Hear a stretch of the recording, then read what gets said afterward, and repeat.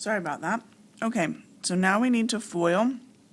Once we've figured out what our conjugate is, we need to FOIL in the numerator. So, no, that's not.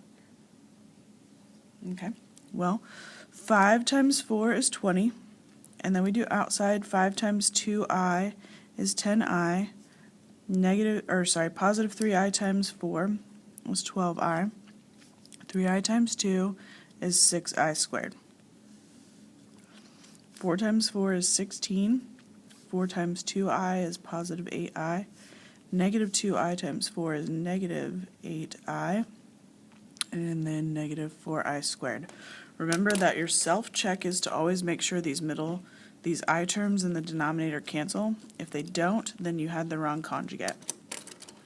So we combine like terms in the numerator. Don't forget that I squared is negative 1. So this is 6 times negative 1, so I'll replace it with negative 6. And this is negative 4 times negative 1, so I'll replace it with 4.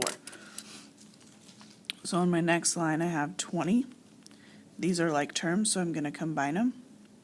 22i minus 6 divided by 16 plus 4.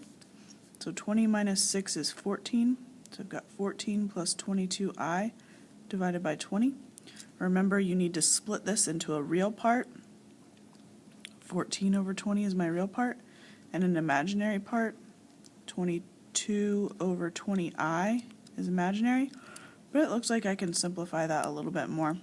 14 and 20 both divide by 2, so that would give me 7 over 10, and 22 and 20 also both divide by 2, so 11 over 10i.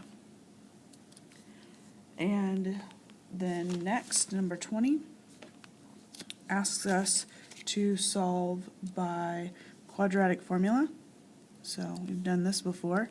X equals opposite b, so b was negative 4, so it's going to be positive 4, plus or minus the square root of b squared.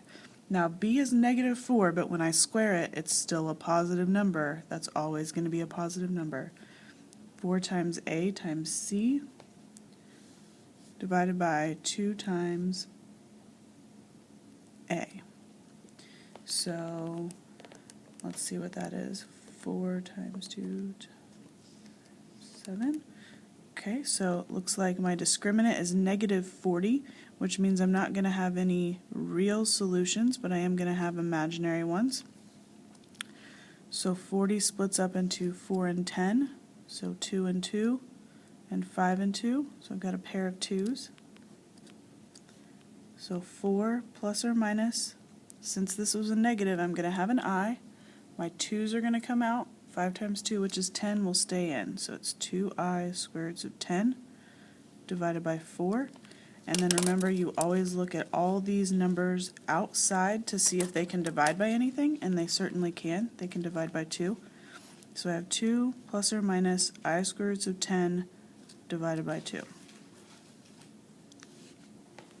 I don't know why I circled that one when I haven't circled any of the other ones, but you get what you get. Okay, 21 says solve algebraically.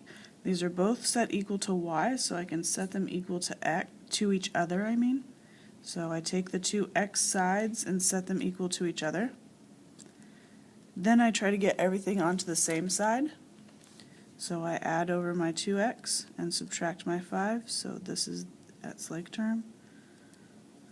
So I have x squared plus x minus 2 equals 0, and I can solve that by either factoring or quadratic formula. It's short enough, I think I'm going to factor. So a times c is negative 2. My factors are 1 and 2. Which way? One of them has to be negative to multiply to give me a negative, but I need it to give me positive 1. So that tells me that has to be negative. X squared minus 1x plus 2x minus 2 equals 0. Those two have an x in common, and it would leave me with x minus 1. Those two have a 2 in common, which would leave me with x minus 1. So x plus 2 and x minus 1. So x equals negative 2 and x equals 1. Now, when this is a system, it needs an answer as an ordered pair with an x comma y. So right now I just have two x's. So what I do is pick either of my equations. They both said y equals on your sheet. Pick either one that you want to use. I'm going to use this one just because it's a little shorter. So to plug them back in. So on this one, y would equal -2 times -2 plus 5. So -4 plus 5, so y would equal 1. So my first ordered pair is -2, 1. My second ordered pair would be -2 times 1 plus 5. So -2 plus 5 would be 3. So this one is going to be 1, 3. And those are my two answers. If I were to graph this, this would make a parabola, this would make a line, and they would cross at -2, 1 and at 1, 3.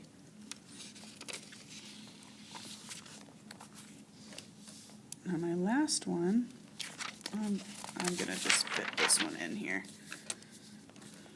I'm just going to do 22 at the top up here. Okay, 22 wants me to graph. Y is less than -x squared plus 4, and y is greater than or equal to x plus 2. Okay, so when I'm graphing these, I need to look and see if I have a parabola or if I have a line. Well, it looks like in the top one I have an x squared. That tells me I have a parabola. So to find the vertex, I do opposite b divided by 2a. Remember, your a is in front of the x squared, b is in front of the x that's not squared, and c is the number that doesn't have an x. So it looks like in this case I don't have a b. So to find my vertex, I will do 0 divided by 2 times 1, -1, and so that will give me 0. So my vertex is at 0 something. I plug in 0, -0 squared plus 4, so 0, 4. 0, 4 is where my vertex is on that pink one, and then it's got a negative here, so I know it's been reflected. Over 1, down 1, over 1, down 1, over 2, down 4, and over 3, down 9. So there's my parabola.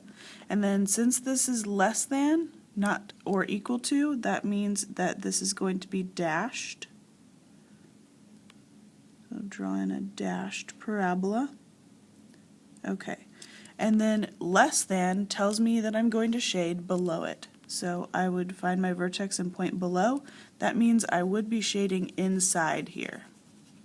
I'm not going to shade that yet because I need to graph this and figure out where their shading overlaps. Okay, so this, since it is not squared, is a line. So that means I start at my y-intercept, which is at 0b. Remember, it's y equals mx plus b. So I'm going to start it at 0, 2. Then my slope is m. It's in front of the x, so my slope is 1. That means I'm going to go up 1 and right 1. So up 1, right 1, up 1, right 1, up 1, right 1. Or I could go down and left. Okay.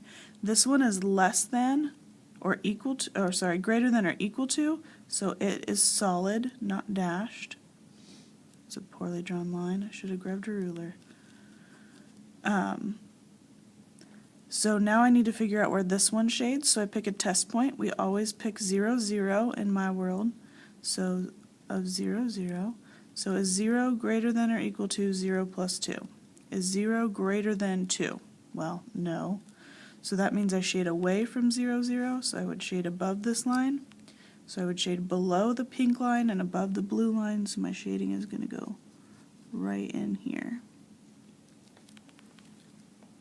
Good luck on your final.